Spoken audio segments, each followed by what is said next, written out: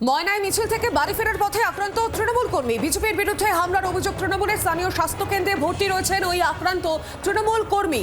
ময়নায় ফের নতুন করে উত্তেজনা। ময়নায় বিজেপি নেতা চন্দন মণ্ডল তৃণমূলে যোগ দেওয়ার পরই ময়নায় তৃণমূলের মিছিল ছিল এবং সেই মিছিলেই গিয়েছিলেন তৃণমূলের কর্মী শ্রীকান্ত বর্মন। মিছিল শেষ করে বাড়ি ফিরছিলেন এবং বাড়ি ফেরার পথে ময়নার ইসমাইল চক এলাকায় তাকে মারধর করা হয় বলে অভিযোগ। বিজেপির জেলা পরিষদের সদস্য উত্তম সিং এবং তার সহযোগীদের বিরুদ্ধে এই অভিযোগের তীর। যদিও তৃণমূলের অভিযোগ সম্পূর্ণ অস্বীকার করেছে বিজেপি।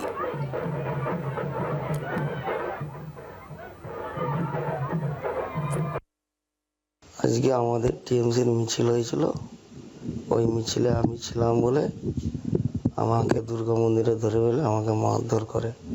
আমি তৃণমূল সবসময় তৃণমূল করি। এখন আমি ময়না হসপিটালে ভর্তি আছি। ভয়ের মধ্যে তো আছি, আতঙ্কের মধ্যে আছি, আর শাস্তি চাইছি আমি। আমাদের একজন কর্মী বাড়ি আড়ংকিয়ানায় বাড়ি, ও বাড়ি ফিরছিল।